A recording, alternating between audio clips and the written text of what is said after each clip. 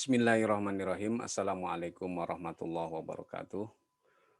Alhamdulillahirabbil alamin. Allahumma sholli ala Muhammad wa ali Muhammad amma ba'd. Sahabat PSBN dirahmati oleh Allah Subhanahu wa taala, hidup ini ada akhirnya, yaitu kematian. Di mana kematian adalah sebuah kepastian yang akan datang kepada semua manusia sebagai makhluk Allah yang bernyawa. Kullu dha'iqatul maut. Kullu nafsin dha'iqatul maut. Kemudian juga di dalam Al-Quran, dalam surat An-Nisa ayat 78, A'udzubillahi minasyaitonirrajim, Ainama takunu yudrikkumul mautu walau kuntum fi burujim musyayyadah. Dimanapun kamu berada, kematian akan mendapatkan kamu, kendati pun kamu berada di dalam benteng yang tinggi dan kokoh. Kematian yang akan menghampiri kita, yang kita tak tahu kapan dia akan menghampiri kita. Oleh karena itu, sudah seharusnya kita mempersiapkan diri setiap saat. Dan yang menjadi harapan semua insan yang beriman adalah mati dalam keadaan husnul khotimah. Untuk itu, saya akan menyampaikan pesan tentang bagaimana kita menggapai kematian yang husnul khotimah atau di akhir hidup kita dengan akhir yang baik. Sahabat PSBN dirahmati oleh Allah Subhanahu wa taala.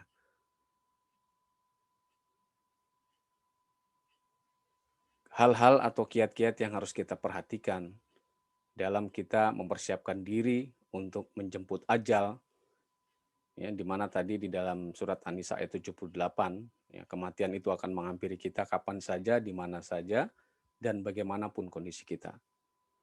Sekali lagi, harapan insan yang beriman adalah mati dalam keadaan husnul khotimah. Ada beberapa cara untuk menggapai husnul khotimah. Yang pertama adalah rasa takut kepada Allah. Rasa takut kepada Allah itu berbeda dengan rasa takut kita kepada makhluk Allah yang lain. Kalau rasa takut kita kepada makhluk yang lain, kita akan menjauh dengan apa yang kita takuti. Tetapi rasa takut kepada Allah justru akan mendekatkan diri kita kepada Allah Subhanahu wa taala. Dari Abdullah bin Mas'ud radhiyallahu an berkata, seorang yang beriman melihat dosa-dosanya bagaikan ia sedang duduk di bawah gunung yang akan runtuh. Ia khawatir tertimpa oleh gunung itu. Sedangkan orang fajir atau orang ahli maksiat melihat dosa-dosanya bagaikan lalat yang melewati hidungnya. Hadis riwayat Bukhari 6308. Artinya dengan takut kepada Allah, orang yang beriman akan mawas diri untuk selalu mengingat akan dosa-dosanya, untuk selalu berhati-hati dalam bertindak, berkata, dan beraktivitas dalam hidupnya. Yang kedua adalah taubat dari segala maksiat atau taubat dari segala dosa yang sudah ia lakukan. Ini ada di dalam surat Ali Imran ayat 133. Wasari'u ila maghfiratin mir rabbikum wa jannatin arduhas samawati wal ard uiddat lil muttaqin. Dan bersegeralah kamu mencari ampunan dari Tuhanmu dan mendapatkan surga yang luasnya seluas langit dan bumi yang disediakan bagi orang-orang yang bertakwa. Jadi setelah kita merasa takut kepada Allah dengan selalu mendekatkan diri, berhati-hati dalam bertindak, yang kedua adalah bertobat dari segala dosa yang kita lakukan. Setiap hari kita beristighfar. Nabi SAW saja ya, sebagai Rasulullah, sebagai Rasul Allah di muka bumi yang sudah maksum, artinya dijaga oleh Allah, masih juga setiap harinya mengucapkan istighfar yang tidak kurang dari 70 kali dalam satu hari. Apalagi kita manusia biasa yang penuh dengan dosa. Kemudian kiat yang ketiga adalah berdoa agar ditetapkan di atas kebenaran dan melakukan amal soleh atau ketaatan kepada Allah Subhanahu wa taala. Bagaimana doa Nabi SAW di dalam hadisnya terkait dengan agar ditetapkan di atas kebenaran dan melakukan amal soleh? Doanya adalah Allahumma musarrifal qulub, sorif qulubana ala ta'atik. Ya Allah, zat yang memalingkan hati, palingkanlah hati kami kepada ketaatan beribadah kepadamu. Jadi Nabi mengajarkan kita untuk selalu berdoa agar kita tetap selalu dalam ketaatan kepada Allah Subhanahu wa taala. Yang keempat adalah jangan terlena oleh kehidupan dunia. Ya. Di dunia memang kita punya hak untuk bahagia. Ya, di dunia adalah ladang kita untuk beramal, menanam kebaikan-kebaikan untuk kita panen pada saat kita menghadap kepada Allah Subhanahu wa taala. Tapi jangan lupa ya bahwa dunia sering melenakan kita. Oleh karena itu, hati-hati agar kita bisa menggapai husnul khotimah, janganlah kita terlena terhadap kesenangan dan kehidupan dunia. Yang kelima adalah menjauhkan perbuatan dosa dan maksiat. Menjauhkan perbuatan dosa dan maksiat ini adalah sebuah upaya kita untuk selalu menjaga hati kita agar kita mendapatkan cahaya Allah selalu. Di dalam Al-Quran, surat Al-Mutaffifin ayat 14, Kalla bal rana ala qulubihim ma kanu yaksibun. Sekali-kali tidak, bahkan apa yang mereka kerjakan itu telah menutupi hati mereka. Karena ya, kalau kita berbuat dosa atau kemaksiatan kepada Allah, maka hati kita akan tertutup. Semakin sering kita berbuat dosa, semakin sering kita berbuat maksiat, maka sedikit demi sedikit hati kita akan gelap, akan tertutup dari hidayah Allah. Sulit untuk kita mendapatkan husnul khotimah bila hati kita gelap, bila hati kita tertutup oleh perbuatan-perbuatan dosa kita. Jadi yang kelima adalah berusaha menjauhkan diri dari perbuatan dosa dan maksiat.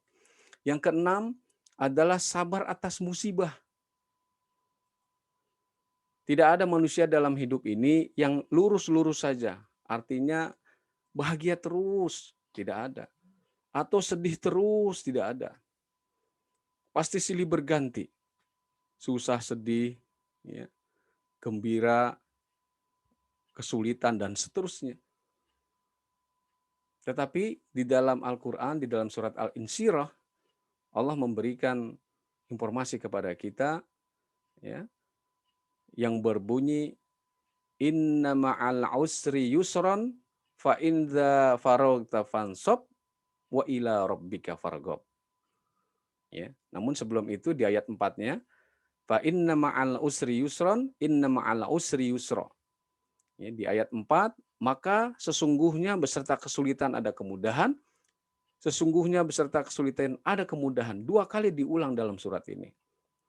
Dan selanjutnya adalah, maka apabila engkau telah selesai dari suatu urusan, tetaplah bekerja keras untuk urusan yang lain. Jadi dari surat Al-Insyirah ini adalah mengingatkan kepada kita jangan putus asa, ya, bersama kesulitan ada kemudahan.